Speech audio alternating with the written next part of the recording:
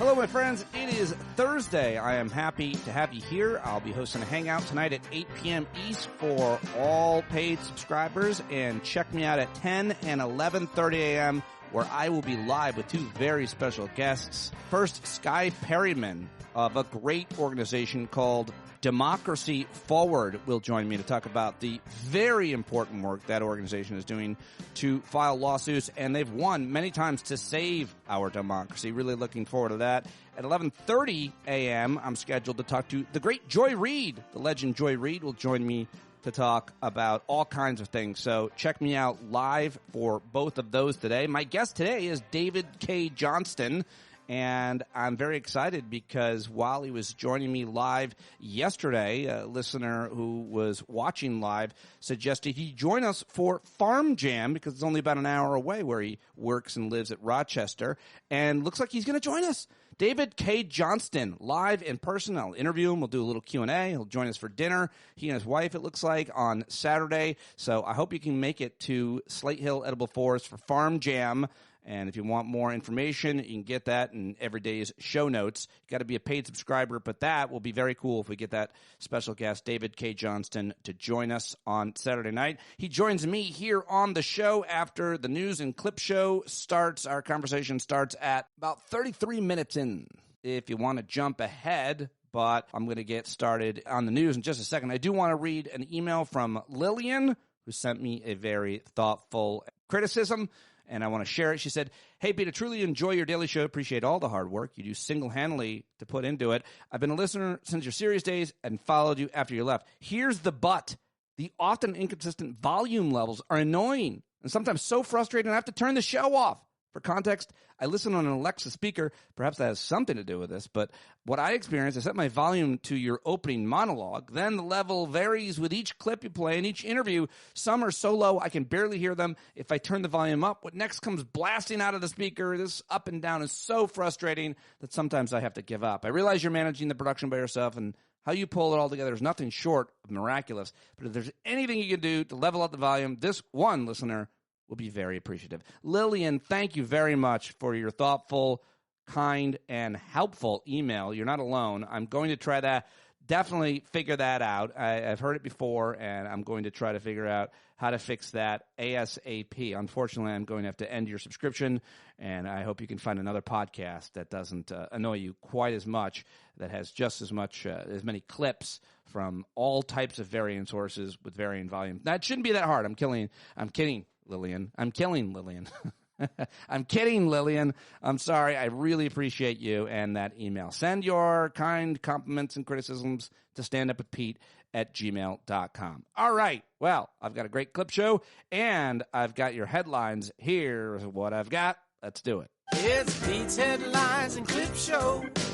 Get in on the shit show. Yeah, let's get started with the news that passed late last night. The Texas House passed an aggressively partisan, racist congressional map last night, after weeks of legislative combat, giving Trump what he asked for, the gerrymander he asked for. Just if you could give me a few more congressmen, possibly 5 new Republican seats in the House next year. The state Senate will vote today on maps intended to help Republicans win those seats in the midterm elections, and California Democrats will counter on the same day. So the arms race is on, and it is ugly. Last night, we also heard former President Obama weigh in on this, saying that he supports what California is doing now. He says it's a responsible approach to Republicans drawing new maps in Texas, and he praised California Governor Gavin Newsom's ballot measure proposed to redraw congressional districts and tilt at least 5 congressional districts in the state towards Democrats. And he said this at a fundraiser on Tuesday at the National Democratic Redistricting Committee. He said, look, I believe that Governor Newsom's approach is a responsible approach. I think that approach is a smart, measured approach designed to address a very particular problem in a very particular moment in time. Look, I don't know why he ended the thought with look, but I'm just reading the exact quotes. All right, so that was the big story last night, the redistricting, the gerrymandering, and the racism behind all of it, the cheating behind all of it. Also, a big story yesterday, the Department of Justice has gone 0-3. The regime's DOJ, their fake-ass bullshit Department of Justice, has gone 0-3 in requests to unseal Jeffrey Epstein grand jury materials. Another federal judge rejected the Justice Department's effort to unseal grand jury transcripts and exhibits in the Epstein case yesterday, writing that the government itself is the logical party to make the Epstein files public and criticizing its motion as a diversion tactic. They said the information contained in an Epstein grand jury transcript pales in comparison to the Epstein investigation information and materials in the hands of the Department of Justice. So we're supposed to learn a lot more on Friday. Will we? I don't know. But it's going to be a big story regardless of what they put out or don't put out, I think it's fair to say. All right, let's check out some international stories. In Gaza, Israel on Wednesday entered the first stages of a planned assault on Gaza City after approving a plan to take it over. That includes calling up 60,000 reservists for an expanded military operation in the besieged Palestinian enclave. So they are really heightening the stakes there, and they're going to go full occupation of Gaza again. I'm sure to work out fantastic. Also, let's go to Russia, where the more Trump claims Putin wants peace, the more it seems Putin is attacking. Russia attacked Ukraine overnight with 270 drones as well as missiles, Ukrainian officials said yesterday, after hours after President Vladimir Zelensky and other European leaders held talks with President Trump aimed at finding a path toward a peace deal. So, yeah, the stakes are heightening there as well. But I thought this was supposed to be done on day one. A United States Senate investigation has identified more than 500 credible reports of human rights abuses in U.S. immigration detention since January alone, including alarming allegations of mistreatment of pregnant women and children. As late as last month, the investigation led by U.S. Senator John Ossoff, a Democrat of Georgia, had unearthed 41 cases of physical and sexual abuse, 14 involving pregnant detainees, and 18 involving children. Read more about it. This is a huge piece of news, a Senate probe uncovering allegations of widespread abuse in ICE custody, and that is something that we should be outraged by and continue to follow, of course. A pediatricians group, one of the most important ones in the country, has disagreed with the Health and Human Services Secretary. The gloves are off as RFK Jr.'s feud with American doctors has continued.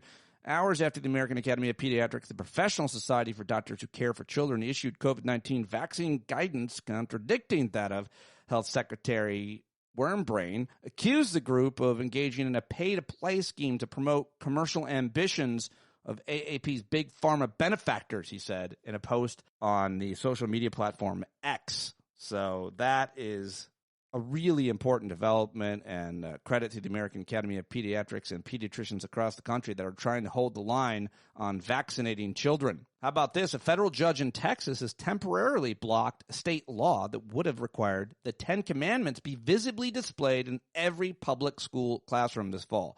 The ruling came in response to a legal challenge by families who argued that the Texas law amounted to a clear violation of the separation of church and state. Some parents also argue that portions of the commandments are inappropriate for young children, including the lines, "Thou shalt not commit adultery," and "Thou shalt not covet thy neighbor's wife." I mean, I don't know. Are those kids coveting the neighbor's wife?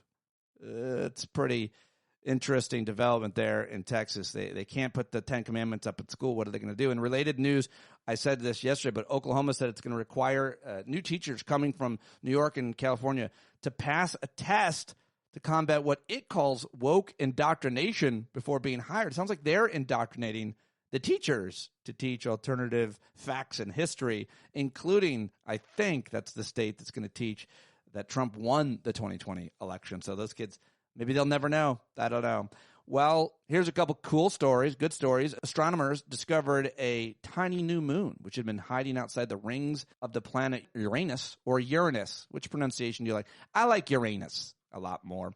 And this one, American journalist Alec Loon survived for a week in a national park with a broken leg, no food, and no water. And it's a fascinating story. This national park in Norway, where this American journalist survived for a whole week. And I thought that was a good story to end the headlines on before I jump to the clip show. Those are the headlines that I've gathered for you today. Let me know what I'm missing. Email me, standupwithpete@gmail.com. All right.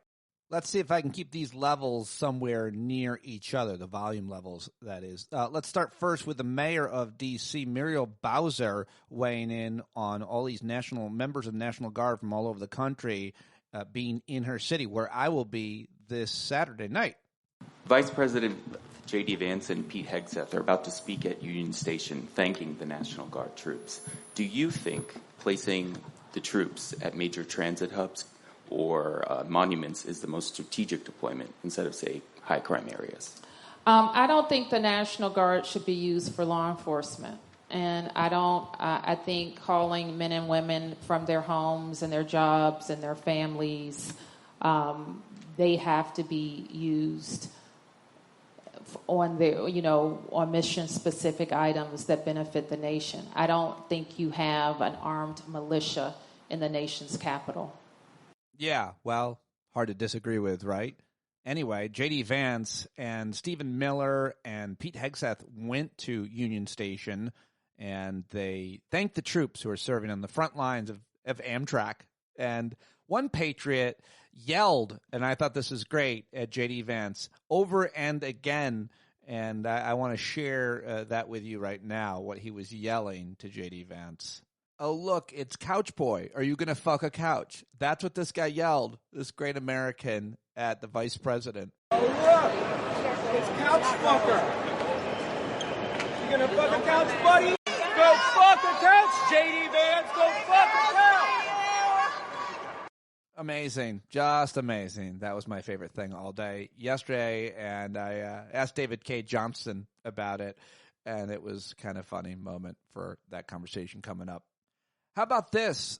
Jim Acosta, now former CNN, now independent, had actor and activist Sean Penn on his show to say what many of us have thought from time to time, that Trump is not going to let us all live. He's not going to die and let us all live. He's going to take us all with him. Here's Sean Penn saying it a little bit better than that, and it's terrifying. But before Bukele gets to that point where he's dealing with another leader, we should consider worst-case scenarios. And I do think it's a reasonable theory that Donald Trump is not unlike the spouse of someone who leaves him perhaps for another, who then murders their former partner because if they can't have her, nobody can.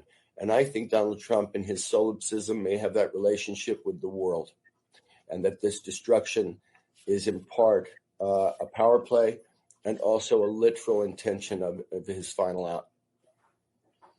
You think he'll try to stay on?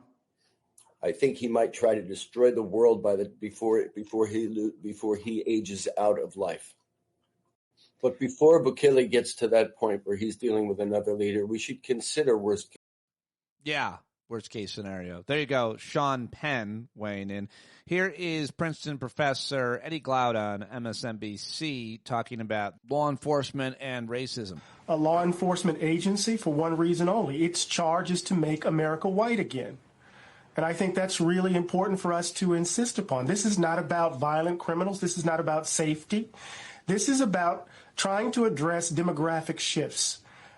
Trying to address demographic shifts that disrupt a particular understanding or particular view of the American polity. And I think it's important for us to begin to report it in this way. It's not about Stephen Miller and his quota. It's not about Holman cosplaying Bull Connor. It's really about what is driving this immigration policy. And I think it's deeply, and I think I know, it's profoundly racist. And it's rooted in an ideology that's tied to, bound up with white nationalism. Yeah, Eddie. Preach. Love it. And love this as well. Here is State Rep of Texas, Representative Ann Johnson, who's real good at talking and communicating, calling out her Republican colleagues for their blatant racism against minority communities in Texas. And this is how the whites need to be talking. Love it. I think about my dad. And I love that. As I look around the room of white men, I think about my dad. And I love the head shake. And I love the nod. Because this is about racism. And if you can't hear it from them, then hear it from me. As a white woman and a daughter of a man of privilege and power, he knew that his strength was to bring people that didn't look like him to the table of government. And so 50 years later, after Barbara Jordan, aided by white people to have a voice, the first woman of color elected to the South, a woman who sat in the impeachment of Nixon, a woman who said that finally, after amendment, debate, and vote, I am finally part of we the people. To stand here as a 50-year-old woman and know that we now go back in time. So let's talk about cowardice and cheats. Yeah, she is real good. You know who else is? Jasmine Crockett, Democrat of Texas. She was on CNN yesterday, and man, she is always so solid. Let's let her take the mic. There are certain people specifically on that side that anytime we want to discuss what has taken place as it relates to black people and how they took our labor, how they took our lives, how they ruined families, they never want the truth to come out because it hurts their feelings. It's kind of like when we decide to call a racist, such as these racist maps that are going through Texas. They always are upset when you just call them for what they are. But the reality is that we need to start speaking more truth if we are really going to get to the real power. And if we don't recognize the full history, then we are doomed to repeat it. And frankly, this is a guy that is trying to do everything that he can to repeat it. That is why there are so many people saying that if you wonder what you would have been doing during the civil rights movement, then the question is, what are you doing right now? Because we are literally living through a modern day civil rights fight, the fight in which there was a Texan who signed the Voting Rights Act into law because of these literacy tests and because of Jim Crow. And now, just the other day, what did he say? He wanted to get rid of mail-in ballot voting. This is a guy that wants to take us back. We knew that we had an opportunity not to go back. In fact, that was the theme of a campaign when she said, we won't go back. She knew what he wanted to do. And I am here to tell you that regardless of what he does, we are going to make sure that we are investing in sharing our history, our true history, our real stories, because there have been so many times in this country where they wanted to delete us, where they wanted to kill us. But black people are survivors. We are the ones that made sure that we got through the Underground Railroad. We are the ones that made sure that somehow we went from slavery to the White House. We are the ones that if it meant that we were going to sing songs that nobody else understood, we will tell our stories regardless of what he does. Congresswoman Jasmine Crockett, thank you so much for being with us tonight. Absolutely. Go from one black woman to another. This is our friend, my friend, Laura Coates on her show on CNN talking about the importance of the Smithsonian museums, especially when it comes to black history. But the museum, if you actually go to it, rather than just talk about it and see it on paper from a Truth Social post, it doesn't only focus on suffering. It is about resilience and achievement and celebration. Umbrella, history. Take this sports exhibition that highlights the achievements of greats like Muhammad Ali and Jim Brown, Olympic uniforms from Gabby Douglas and Carl Lewis, or Double Victory, honoring African Americans who served in the United States military, Tuskegee Airmen, to Purple Hearts, and more.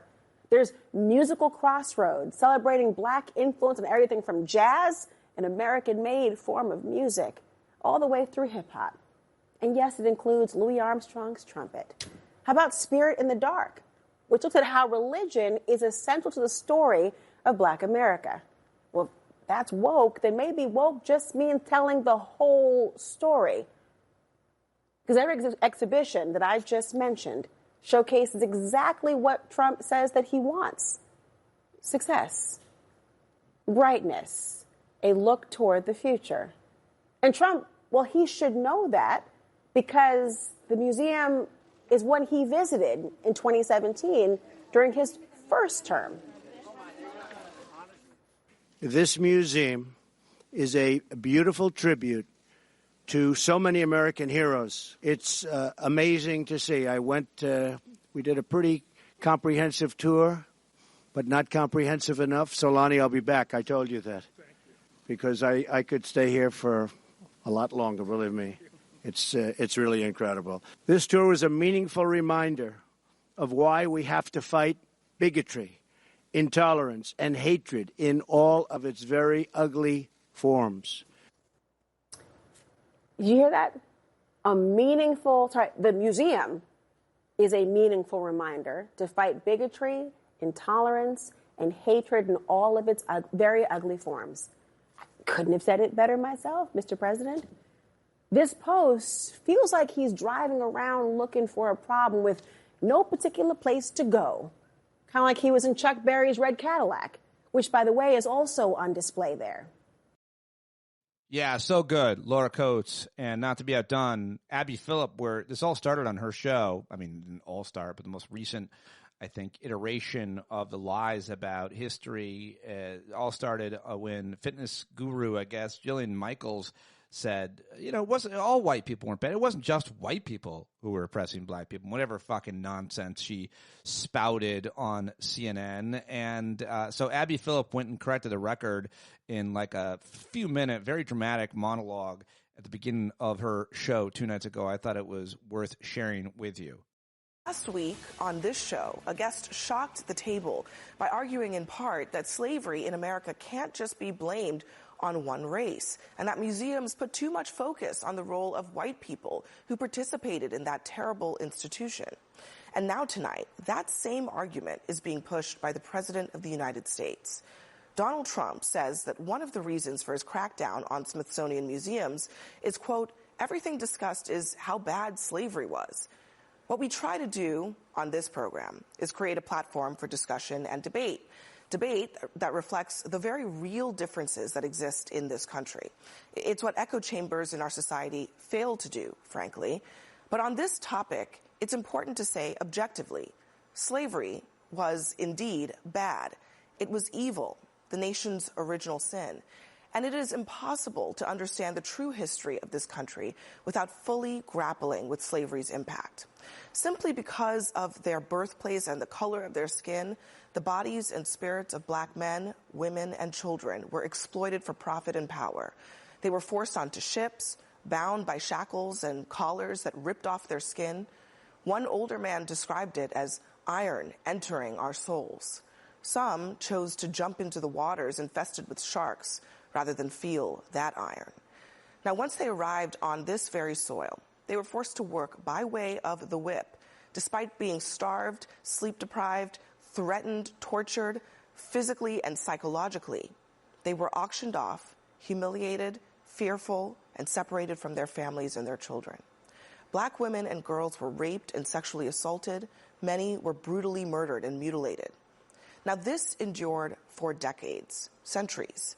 And even in the places where slavery was not legal, institutions from our banks to universities were built on enslaved labor in both the North and in the South. And for many of the white Americans who did not personally own slaves, they benefited from a caste system that concentrated wealth and political power in their hands. So, when we acknowledge the existence of black people who operated George Washington's Mount Vernon or the black hands that built the White House, we are acknowledging the existence, the perseverance, and the contributions of the souls that white supremacy sought to erase. Those people built families, they developed a culture, they were the keepers of the faith, cultivators of community. And they are the ones who deserve credit for forcing America to rid itself of the stain of slavery. Now, all of this information, these stories are from the Smithsonian's African American History Museum. And I share this not as a lecture for you, but as a lesson. America, the superpower, is largely possible only because of the superpowers of people who went lifetimes without the same rights of generations who were boosted from their backs. True history should include everything. Yes, the evils and the horrors too. And museums are supposed to be places that protect those stories, the images, the lessons, the very things that inform so much of our current state of our republic, from racism to poverty. No matter how painful or, in the president's words, how horrible the lesson. Now, just listen to one formerly enslaved man describe what slavery is like in his own words. You know what I'd rather do? if I thought that I'd ever be a slave again, I'd take a gun and just end it all right away. Because you're nothing but a dog. You're not a thing but a dog. Nothing but a dog, not a thing but a dog. Wow, that was pretty dramatic. That audio, that guy must have been very old when that was recorded. All right, well, I thought those two clips were very, very good. And I also really like this from Senator John Ossoff of Georgia. Well, Michael, remember that Georgia has been leading the way in new manufacturing investments in electric vehicles, batteries, semiconductors, solar panels, advanced energy products. The manufacturing incentives that we passed a couple years ago in the IRA have driven more private capital to job creation in Georgia than just about any other state in the country. And in order to pay for their tax cuts for the wealthiest folks, yeah, they defunded hospitals and nursing homes. They also repealed those incentives that are supporting Georgia's economic development. And then you have the trade policy where just about every business executive I speak with in Georgia tells me privately, right, that they're paralyzed. They can't make decisions about where to build factories or how to spend money or who to hire or who to invest in when they don't know what the rules of international trade will be from 1 hour to the next, depending upon the impulses of one man in the White House, let alone from 1 year to the next. So it's paralyzing investment. It's undermining economic development in advanced industries that's been such a strength for Georgia. But what really troubles me, Michael, is that a lot of these business leaders are so afraid of retaliation from their own government. They're so afraid of being put on a list in the White House and facing retribution or investigation that they're unwilling to speak out.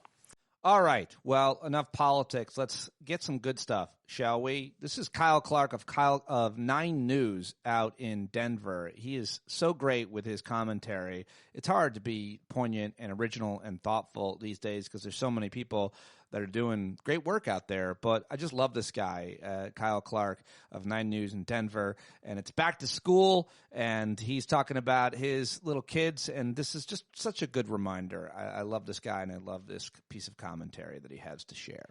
Everything we love in life changes. My girls going back to school this week got me thinking about that, about the futile desire we have to stop time, to freeze happiness.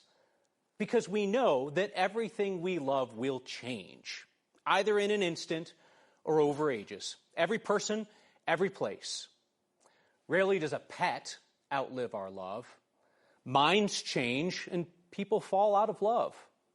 Memories change and fade, and people forget who they love and who loves them. Favorite hiking trails, once hidden, become hectic, paved over. Favorite routines no longer bring the joy they once did. Now, with luck, new routines will take their place. There is no more obvious evidence of the inevitability of change than watching children grow up. The best advice I ever received about life came disguised as the only parenting advice my mother's ever given me. She said not to get too down in the hard moments because things will change. And she said not to get too attached to the best moments because things will change. Those sleepless nights, they'll pass. Those perfect moments, they'll pass too. There are people who say that they love change, that they live for change. I can't tell if they're brave or bluffing. Watching my girls ride their bikes to the first day of school this week, it occurred to me that change is an invitation to gratitude. Gratitude for what was, for having had it for a time.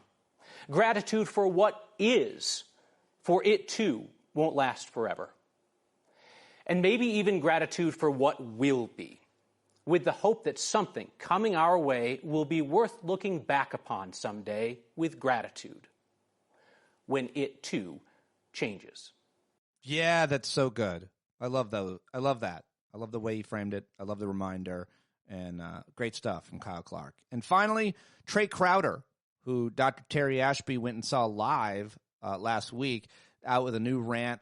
And I love all of these, and this one is included. Let's do it. Hey, y'all, if you ask me, gerrymandering is one of the most American political concepts there is. I mean, think about it. A process which maintains a superficial charade of democracy whilst allowing those in power to rig the system against any cohort which might otherwise challenge them. I mean, that's right up there with baseball and apple pie, baby. It's old, too. The word was coined in 1812, so it took about 40 years for American politicians to realize they might have screwed up with that whole of, by, for the people thing.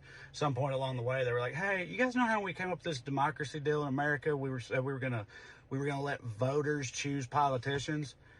What if instead we let politicians choose voters? You're like, oh, dude, that's way better. We should have done that the whole time. Let's just do that. And that's how gerrymandering happened. I mean, not really, but kind of. Anyway, people get confused by gerrymandering. Here's how I think it basically works. Like, imagine the Republican leaders of a very red state. They're looking at an area that's big enough to support like 4 congressional districts. So they're looking at it and like, we sure are a lot of black people in this area.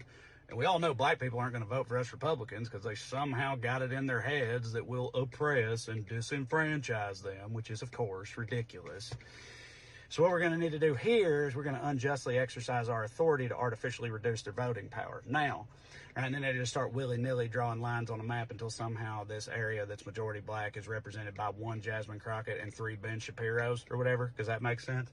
Gerrymandering's been around a long time, but it's in the news right now because I guess recently someone walked into Donald Trump's office like, sir, it seems the majority of Americans hate us and all the things we're doing. So when they vote in the midterms, it could be catastrophic. Huh? Well, let's just not let any of those people vote then. No, that we're working on. That is the plan. We're trying that. But in the meantime, we thought we should do something else. So they called up Texas and told them to start mandering up some Jerry's, toot sweet, right? And now it feels like we got an electoral arms race kicking off because California's already put their own redistricting plan forth to counteract Texas's. Yesterday, Trump said he wants to outlaw mail-in voting. They've realized that more Americans voting is bad for their chances, so they're pulling out all the stops. I'm telling you, we're like 2 more months of bad polling away from Kristi Noem going on TV. Like, I think we can all agree women's suffrage was a mistake, right? That's why I'm okay with California taking the gloves off, because like gerrymandering sucks. It shouldn't be allowed at all. But if they're going to do it, you goddamn right, you should do it too. You know what I mean? Like, the Democratic Party that I grew up with, they wouldn't have. They would have been like, is it really worth winning if you have to compromise your principles to do so? And it just seems like maybe they finally realized that the answer to that question is, yeah, motherfucker. Absolutely it is.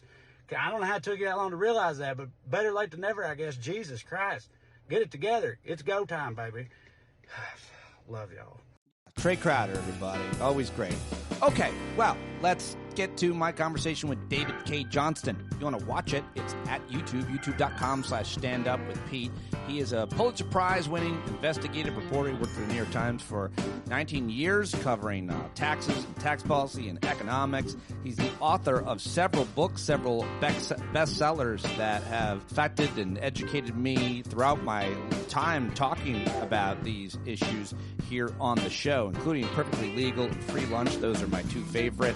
And he's written all about Trump. He's covered Trump. He's negotiated with Trump. And he's just one of the best. I love him. I always love when he joins us. And he's going to join us in person at Farm Jam on Saturday night. Can't wait to see him there and hope to see you there as well. Let's do it right now with David Cay Johnston. Look who it is, the superstar. Do you know that when you come on, you get the best ratings? Well, I'm glad I can do that for you. Well, the great thing is that people chase ratings, and so they chase the most provocative or divisive. You know how the algorithm works and what people click on. But you're actually a Pulitzer Prize-winning investigative journalist, a professor, an author who's written so many of my favorite books. You are an expert's expert, so it's nice that you actually rate, that people actually – those 2 things don't usually necessarily go together. You know what I'm saying? Well, would that we had more people, particularly in journalism, who were not limited to what their sources tell them, and they knew how to independently learn things, and they understood the deep, broad context of things. And it's just not the way it's ever been, and I've been at it almost 60 years, and it just doesn't change. How much of your appeal do you think is sex appeal, David? Yeah, minus 25%. Ratings just went down, sir. Yeah. Sorry, pal. Let's get into it. There's so much to talk with you about. You're also a Trump expert, and you've written books about him. You know him. You covered him when you're in New York and so on. But now, another person who knows Trump maybe even better than you, I think, might be Vladimir Putin. How well does Putin know him? How well does he play him? Putin plays him extraordinarily well, and you saw this in Alaska. Trump walked off Air Force One, walked about 50 feet on the tarmac before he got to the red carpet. He then stood there waiting for Putin, where American soldiers got on their hands and knees to make sure that Putin only walked on a red carpet. It went right up to the ladder or the stairway to his plane. Trump then started applauding him like he's a fanboy. And then when you watched Trump walking, and the networks didn't show this footage, he walked zigzag back and forth. Now, I have a back injury from 54 years ago. So if you were behind me, you would say, gee, he walks a little odd. Trump's walk tells you that he both has physical and neurological problems with his inability to walk anything resembling a straight line. And then when their conversation was over, and thank goodness it was not alone. The original announcement was it would be Putin, Trump, and a translator, presumably Russian. Instead, he had Marco Rubio and Steve Witkoff and a few other people with him, so we have a record and other people who know what happened. But the host head of a country always speaks first after a meeting like this. Donald let Putin go first. And that just tells you how much Donald Trump is not the equal of him. There's also a video out there of Miss Legrand, the former head of the European Union's finance side, a very well-known banker, in which she's asked about Putin, and she points out, you go to a meeting with Putin, he doesn't have notes in front of him, but he's remembered everything. He knows all the details. He's thoroughly prepared. Yeah. And then they ask about Donald, and she has to resist the desire to just laugh out loud because he's utterly and totally incompetent. He doesn't know anything. He doesn't do any prep. And he has this belief that he has magical powers, or as he was caught on a hot mic telling Emmanuel Macron, the French president, I think Putin wants to do this for me, end the war for me. What utter nonsense. What childish thinking, Pete. Well, maybe the KGB agent did just that. Made him think that. I'm sure he said something, I want to do this for you, are probably words or something similar that Putin said to Trump. And he ate it right up, yum, yum, yum, so much that he then regurgitated it to another foreign leader. Yeah, but that's the problem is Donald, when you're flattering him, and I've negotiated with Donald many, many times, and it's very simple. You figure out something he wants, you flatter him, and then you get everything you want and more. He's not a great negotiator. It's just a claim that he baldly and falsely makes. And Putin obviously knows, and he's had advice from experts in psychological manipulation, how to play Donald. How significant was the meeting a few days later, a couple days ago, with all the European leaders? My friend Benny in the live chat says Trump met Putin halfway for his visit, and he made Zelensky and European leaders fly all the way to Washington, so it's clear who he prefers. He also loves people coming to him and kissing the ring. That's what this trade war, I think, is about. But how significant was that meeting and the behavior of all of them, knowing they had to be sycophants or supplicants, if you will, to get anything of what they wanted? I mean, even Zelensky, the humiliation he must endure to even have to address Donald Trump as Mr. President. I would say probably almost everybody feels that way. What do you think of that? All the European leaders coming, and what, if any, progress gets made with a guy who clearly just wants to take the country? I mean, it seems like all a charade. We know what Putin wants. Well, to get that many leaders, France, Germany, Italy, the UK, to move that quickly from Saturday morning in European time to be in the White House and ready to go to a meeting at basically midday is extraordinary. Yeah. Things like this normally are planned for a long period of time, which tells you how much these European leaders understand that Vladimir Putin, if he is not stopped, will just keep going. And the people who will be behind him when he dies, they will keep going. And so it was crucial. And I thought actually they must have had some staff level coordination ahead of time because they knew how to play Donald. They knew how to flatter him. And they brought up a very sticky subject on which Putin will never move. And that's the kidnapping of children. Now, the claim around the table was 20,000 children. I don't know how many. The Russians have said 20,000 children. But that's an issue on which Putin is never going to hand back these children. It's not going to happen. And so I think this was terribly important to show Trump this case. And remember, on the trade wars that you brought up, they're really not trade wars. They're just Donald Trump attacks. He has no legal authority except in a very limited area to impose any tariffs where Congress has given it to him. These are illegal tariffs. But what does Donald say? He claims that without naming them, world leaders have called him and said, "Oh, Mr. President, thank you for showing us the error of our way and letting us pay these tariffs." And of course, those countries don't pay the tariffs American consumers or businesses do. What you were seeing was, people call it a coalition of the willing. I would call it a coalition of the competent, training the clown.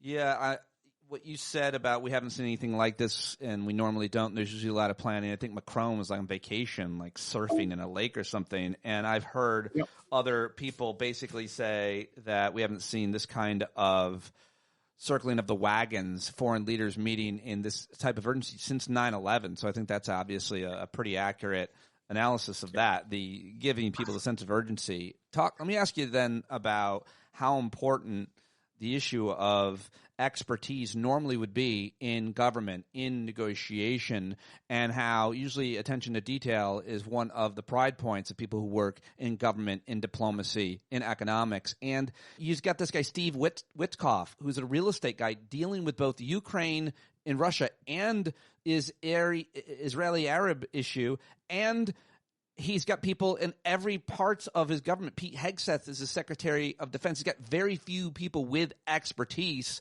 doing anything. And I feel like rather than get in the root of why that is, let's just agree that's what it is and that's where it is. How do you see the damage being done in any of these areas? The fact that you've got people that aren't even shouldn't be anywhere near these meetings, taking them, leading them. When you see a normal meeting pre-Trump of, say, the U.S. president and Xi, the dictator in Beijing, you'll notice there's a very long table with a big staff. And that's because the change of a verb or even a verb tense can be a signal of something. And so these are highly trained people, very super smart people. All the people who get past the first round to become a State Department diplomat, 97% don't make it. Only 3% make it. And that's after the first cut. And Donald has surrounded himself and appointed intentionally people who are either family members, complete sycophants, or utter incompetence because he wants the government to fall apart, because then he enhances his power. That's the key to this. Now, earlier this month, my wife and I, maybe out of a need for self-punishment, I don't know, we took a week of vacation and went to see civil rights sites in Mississippi and Alabama, and then we went to the Chautauqua Institution in Western New York, which I think of as Disneyland for intellectuals, and we spent a week taking classes on authoritarianism, fascism, and autocracy. And what a nice, wonderfully romantic pleasant mornings, which we softened with a lot of orchestral music and nice dinners on the patio of the hotel overlooking the lake. Well, what did you learn? And one of the courses I took was written by a retired Xerox executive about 7 fascist states in the 20th century. Spain, Portugal, Italy, the original fascist state, Germany, etc. And he came to some solidly supported conclusions, I realize now from doing some more reading, that every one of these fascist governments appointed either family members, criminal associates, or incompetents, exactly what Trump is doing. That all of them didn't provide the services and the goods that government needs to provide for the economy to work. Mussolini's trains did not run on time, contrary to that claim. And that they all petered out over time. Now, Franco managed to, close to 40 years in Spain, but the rest of them died out quicker than that. And so we need to keep that in mind. And we have enough people who are not poorly educated, as Donald likes to call his followers, people who should be able to see what's happening here. The destruction of our federal economic statistics operations, which they sort of tried to do, and I wrote a little bit about in the first Trump presidency, but they weren't competent to do it. that's going to drive big business absolutely crazy. I mean, how do you make decisions about how much capital expenditure are we going to do next year? Are we going to expand or contract this production line or this line of service? Are we going to hire a lot of people or not? Are we going to move operations so we focus on something in Texas rather than in Iowa? And you need this government data, which is highly reliable. You can argue about some of the ways, for example, that we measure prices, but you can't claim, as Trump does, that it's all rigged and against him. In fact, the record shows, if anything, it was rigged. You could make a better argument against Biden with the revisions at the end of his one-term presidency. So we may not get out of this. We may live under a dictatorship for the rest of our lives, but we still can get out of this so long as people don't become afraid. And that's why you're seeing the soldiers. Yeah. That's why you're seeing the masked goons there's video now of these guys saying things like, we can do anything we want. They can, because Pam Bondi's not going to prosecute them. And then what is one last thing on this, Pete? Right now, there are military bases around the country that have been given instructions to get ready for DHS to arrive. They've been told they're going to get Connex boxes. That's the military version of a shipping container. We ship all the goods around the world on ships. And a Connex box is full of armaments and ammunition. They've been told you're going to have to provide housing. You're not going to bivouac these people in tents. You're going to have to find some way to have housing for them, barracks presumably. And the bases that have been notified that I know about are near big cities whose mayors are not only Democrats, but they're either people of color or women or both. The first two cities Trump has gone after, LA and Washington, D.C., black women mayors. And then, of course, he just lies. There's 4 times the murder rate in Jackson, Mississippi is 4 times the rate in Washington, D.C., for example. Yeah, it's obvious what's going on there. By the way, NPR reports that deportees are currently being held in converted shipping containers, these Connex boxes, in Djibouti. I mean, yes, these countries that have somehow agreed to take those people that we are deporting, even if they're not from those countries. It's crazy. Well, and Pete, think about this. I have a daughter-in-law who lives in Canada. She's a Canadian citizen. She will not come to visit us in Rochester, New York, because there have been these examples of people from Canada, not a lot of them, but a handful. And instead of saying, we're not going to admit you, and you turn around and walk back across or drive your car back across, they hold them in horrible holding cells for days. This is unconscionable. In terms of people being scared, I think it's important that people continue to, whenever possible, push back however they can in public. Everybody carries a camera in their pocket. And I just saw, before we came on air here, a video of J.D. Vance walking through Union Station. You know, he's checking on the frontline troops at Amtrak, these National Guardsmen that are away from their families and their jobs, protecting people in Union Station, which I've been to hundreds of times and never had anything but an amazing experience because it's an awesome train station. Anyway, there's J.D. Vance walking through the station with Pete Hegseth and Stephen Miller, and some guy just starts yelling, "Hey, are you going to fuck a couch?" And over and over. Now, that's gone viral, and the reason I bring it up is because I think that that's brave. Like, you can't do that in a country often where there's authoritarian rule. You can't do that in North Korea. You can't do that in Moscow. So it's important that people continue to speak out, whether people find that disrespectful or whatnot. We've never been in a situation or in an atmosphere where you could be concerned about being arrested. So I'm happy to see people on the streets everywhere and people taping them everywhere, doing any kind of protest movement that they can. What do you say as about... long as it's not violent? Donald wants there to be violent protests so that he can impose martial law. And that's been the dream of a lot of people. When Reagan was governor of California, I broke the story. This obviously goes way, way back in time, that the Reagan administration was teaching National Guardsmen and police officers in California how to impose martial rule. They were not teaching them how to return civilian rule, however. When I pointed this out in the story, as I was reporting it, they said, oh, that's an oversight. We'll fix that. Several years later, nope, they hadn't ever done that because the far right's goal has long been to get rid of democracy. I mean, Mitt Romney told us this. Millions of members of my party, the Republicans, millions of members of my party don't believe in democracy. Nowhere is that more true recently than the redistricting effort started in Texas as a result of a request by Trump. That wasn't a Texas idea. That wasn't a Governor Abbott idea or a Republican in Texas movement or something that they campaigned on. So the redistricting efforts, which is kind of, people are talking about an arms race. If Texas does it, California does it. I think that's an apt analogy. I don't know what you think. But also now Trump, after talking to his best friend, says we shouldn't have mail-in voting, because Putin said we shouldn't have mail-in voting, even though he himself has won, arguably because of mail-in votes. As a result, he himself has voted through mail. There's no sign of it not being anything but massively efficient and helpful. So what do you make of those two efforts to destroy? Those are just recent efforts, and you can add anything you want to destroy our democracy, with Republicans either being silent or completely complicit. All right, well, the professor here is going to give you a little quiz. How dare you? What percentage of Texans who are registered to vote are Republicans? I think it's like I feel like the number is like 30 to 60 or something. 37%.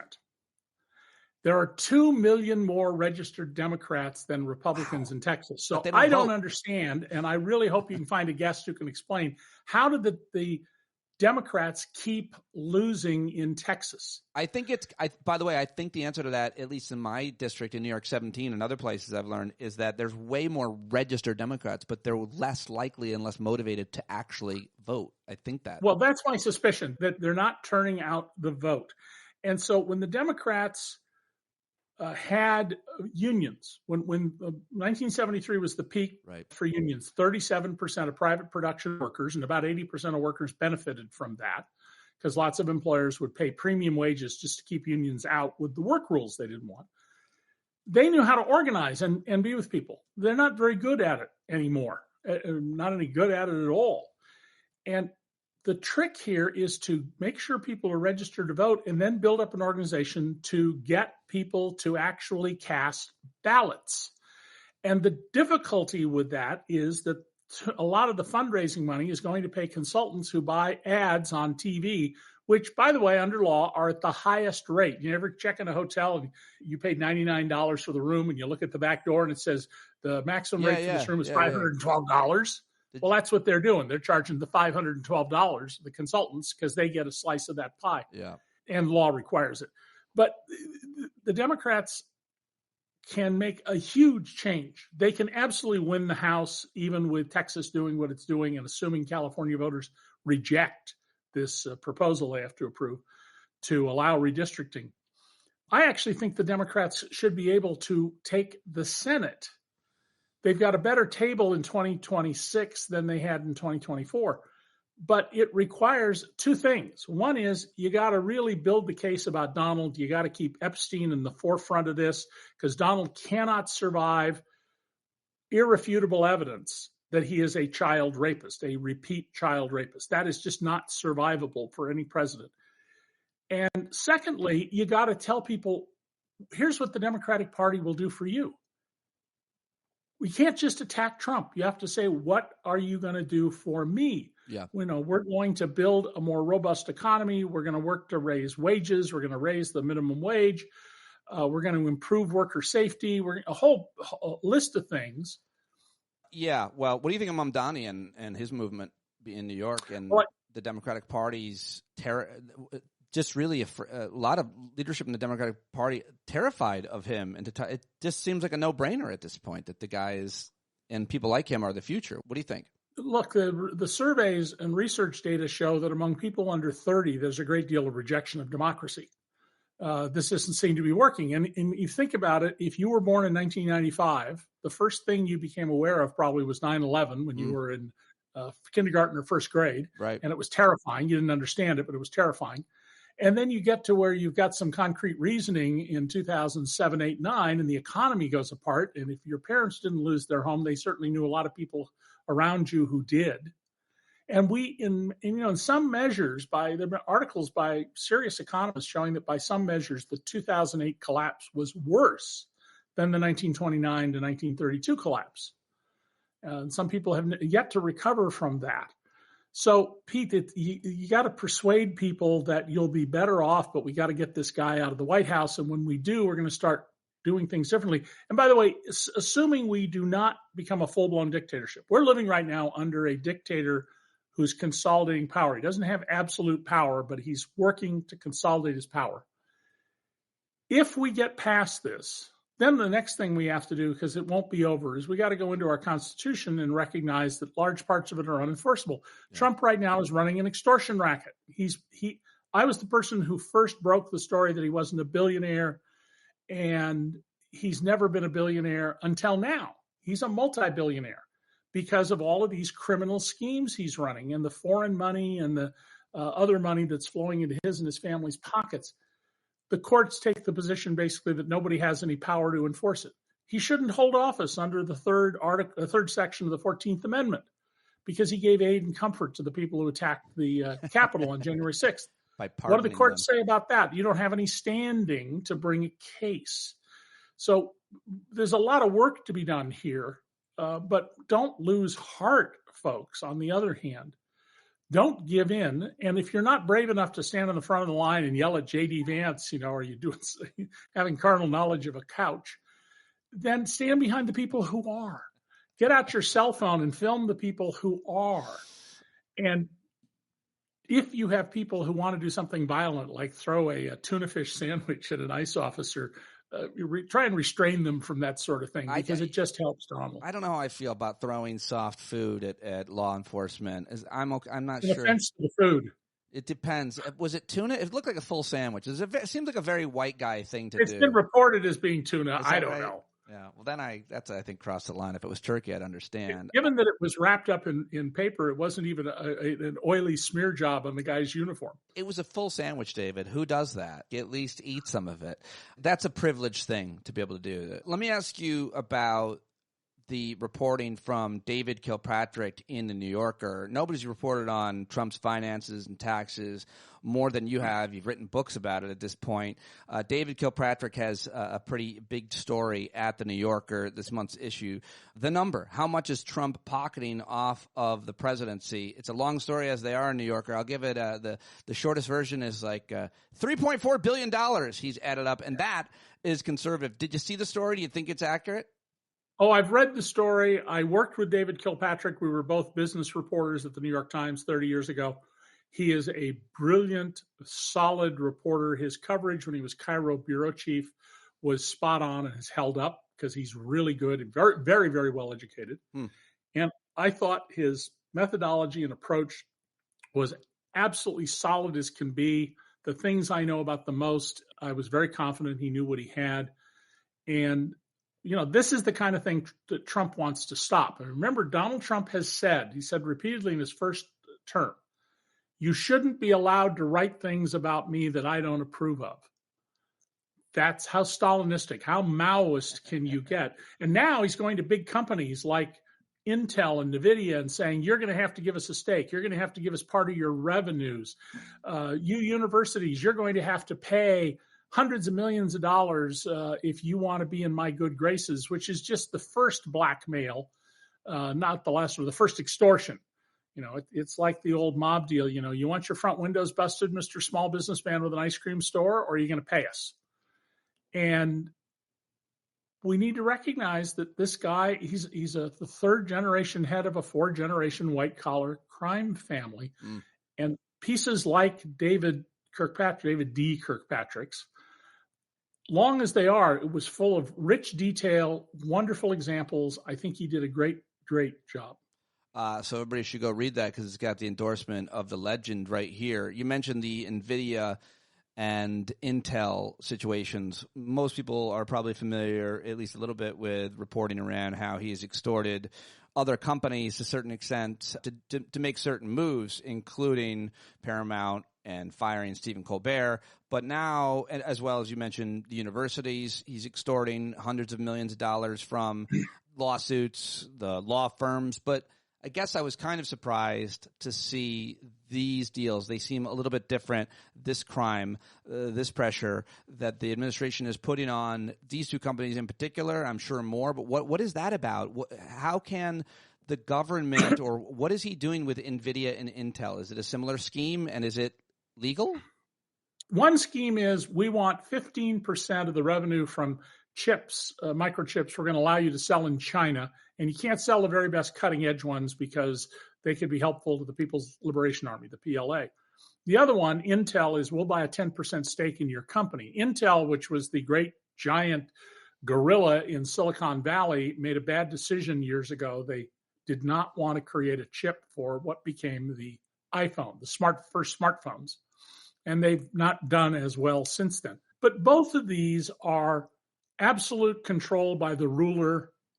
Where are the Republicans who would always complain? I mean, can you imagine what would have happened if any Democratic president had said, we want 15% of your revenues from selling this product. We're going to let you sell because we have the control and the power to not I just have one example. Or we want 10% of your company. I have one example just of that, just thinking, I mean, there's hundreds, but during the Obama administration, Michelle Obama's campaign as first lady was to eat healthier and exercise, and she just made remarks about making school lunches healthier and what could the government do about that, which is everything because they contract with the big farm companies, the big ag companies.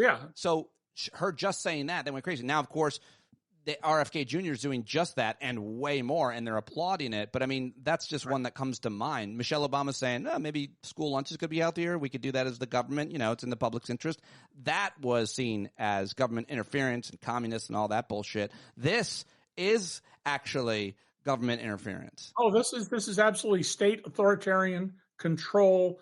You can compare it to China if you want, where every enterprise the government has a large handle in and no one is completely free of the government. Just don't lose sight of what they're doing more broadly here. Half of the growth in the American economy since World War II is due to taxpayer investments in basic science. Right. You know, why is some scientist getting a grant that for 15 years he's studying, you know, the penis of some fly that's unusual from other flies. And then bingo, we suddenly get some medicine that cures a cancer. And the economy is full of these stories.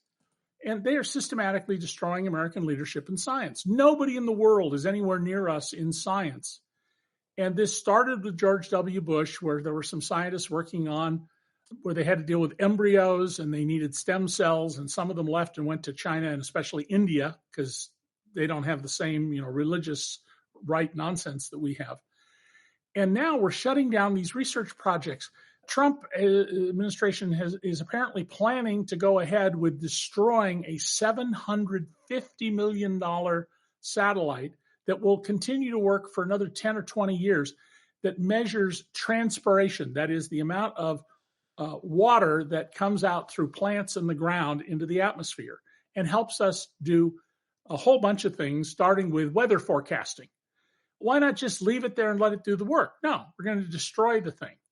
And they are out to do what Steve Bannon said, but on steroids. Bannon said 10 years ago, we're going to deconstruct the administrative state, which is fancy talk for we're going to burn down the federal government. And that's what they're doing now. And we will all be poorer. More of us will die prematurely. More of us will get sick and will not be able to get therapeutics like mRNA vaccines that save lives. And all of this for the glory of this clown who doesn't know anything. I mean, a man so ignorant he didn't know what happened on December 7th, 1941 in Hawaii. So good talking to you. Every question, every topic, nobody is better. And I am so happy that you joined me today. A real national treasure you are. What do you want to plug besides the Rochester Institute of Technology? Thank you very much. I got to tell you, I'm starting my second year teaching full time. I've always taught half-time or quarter time, and it's terrific. And the quality of the students at RIT is just astonishing to me. They're really high quality, and they're upbeat. They recognize they're on the cutting edge of where the world is going. It's going to be more and more complicated. Science is going to be more and more important. And even though I teach in the College of Liberal Arts, I teach criminal justice, law, journalism, and soon public policy. Almost all my classes have some students who are on the technical side. And overall, it's very upbeat. In Syracuse, I found students a lot of them to be morose, where I taught at the law school for 15 years. Here, and I'm not a lawyer, I just teach law. But here, very upbeat and very glad to see that. And surprisingly apolitical. Really? Yeah, not like when I was in college, I was a reporter on the staff of the San Jose Mercury, and I could go to demonstrations, anti-war demonstrations in the late 60s. Whether it was a college or high school, I could just walk onto the campus when reporters were barred because I looked like another student. And students were highly political because we had a draft, and young men didn't want to get killed over this dumb war in Vietnam. We don't have a draft, so it doesn't motivate young people in the same way. But maybe some of these other issues, losing Pell Grants, foreign students not coming. And foreign students, by the way, they pay full freight. So people like me, we are major contributors to improved finances in America, because people who live in various countries around the world, they want to come. They don't get discounts, with rare exceptions for somebody who's a genius. They pay full freight, and that subsidizes our country. It subsidizes higher education in our country. But Trump, he wants to prevent these students from coming, by and large. We want to invite you to our gathering, the Stand Up with Pete Dominick listener gathering, September 5th through 7th in Syracuse on my friend's farm. Someone just thought of that. I'm like, yeah, David, you never know. Send me an email. If I can come, I'll come. He went to the Chautauqua, weekend with his wife. That sounds a lot more erudite. It's further away. We're gonna be playing cornhole. We're gonna be doing a dunk tank on me. I'm not sure how much more excited to be than that. I can't miss the opportunity to try and dunk you. Yes. Yeah, that would be amazing. If we had video of you trying to dunk me and successfully dunking me, that would make my life, and I would retire. That would be it. I would quit. Thank you, sir. I appreciate you very, very much. Pete, thank you for having me on, and don't lose heart. Appreciate that a lot too. I won't, because you said it. Yeah, don't lose heart. Good message, positive message from a positive and smart guy, one of the all-time best, David Cay Johnston. Go let him know that you heard him here on the show on all those social media platforms. You can learn more about him, support him at dcreport.org as well. Get all of his books and meet him in person in Syracuse, Central New York at Slate Hill Edible Forest on Saturday, September, would that be the 6th? When he's going to join us. It's going to be awesome. I can't wait. Very much looking forward to that. Thank you for listening today. I can't do it without you. Please show your support by getting a paid subscription. You can always pay more than $5. That's the minimum. Hope to see you tonight at the Hangout. I hope that you are taking care of yourself, your mental hygiene, your diet, your exercise, your meditation, your journaling. I'm no longer journaling by hand, by the way. Now only you bumblebees who listen all the way to the end know I'm doing it now by voice text into my iPad. What do you think of that? Try that. My hand gets too tired when I'm writing. It discourages me from writing, and I want to keep writing. So instead, I just say it into my device and then I'll print it out, put it in the binder. Anybody do that? Am I alone? Am I still here? Is anyone listening? I love you guys. Talk to you later. You got to rise up. You got to stand up. You got to stare the devil straight in the eye. We got to let him know it's his turn to go. See it clear and all you hear is a lie.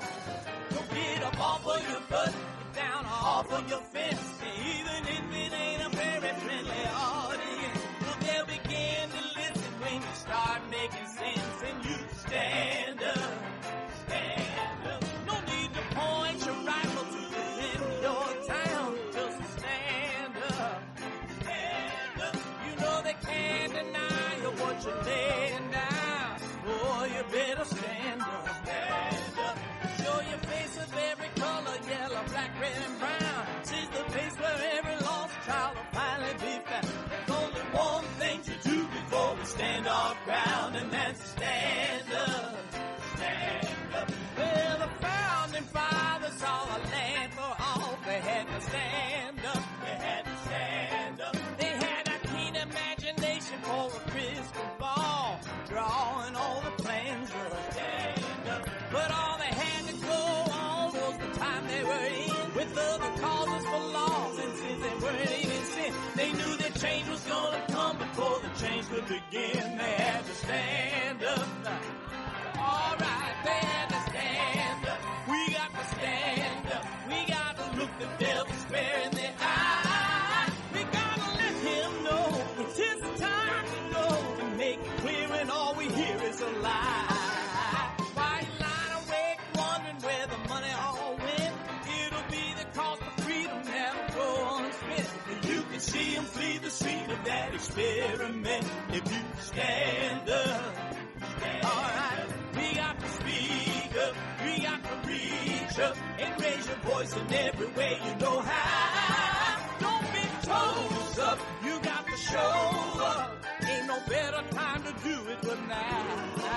No need to pledge allegiance to no wanton tribe. Rise up, show obedience to the voice inside, and listen well and it'll tell you not to run and hide. It says stand